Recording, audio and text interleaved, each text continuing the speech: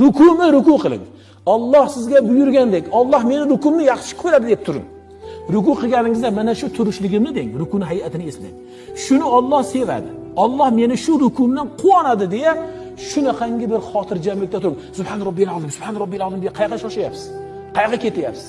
Demak, namozimiz Alloh uchun bo'lmayapti. Qo'rqing bundan. Agar namozi Alloh uchun bo'lgan inson shoshmaydi rukusida, faqihlar, fuqaholar aytganidek, ruku hay'ati qanday bo'lsa, shunday qiladi. Tezlikda yiqilib olib, egilib olmaydi. Hali turishi bor. Tezlikda shoshib qiyomga turmaydi. Ohista, ohista Allohga bu so'zni aytayotganligini o'zi his qilib tursin.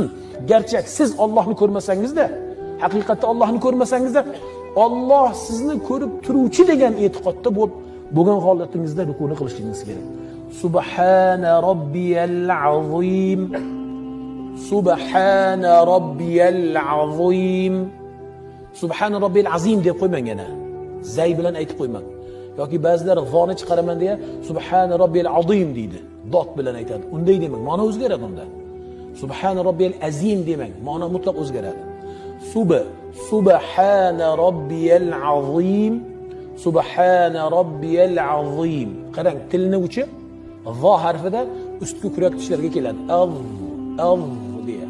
Mana shu holatda subhana robbiyal azim.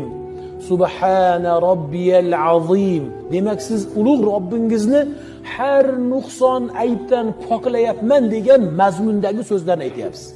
Subhana robbiyal azim derkansiz, azim Robbimni, ulug' Robbimni har nuqson aybdan men poklamoqdaman. Ey Robbim, butun nuqson aybdan, kamchilik, xato, nuqsondan men seni poklaguvchiman, men seni poklayman degan so'zni aytayotganligingizni biling-da, ana keyin rukularda huzur halovatingiz inshaalloh hosil bo'ladi.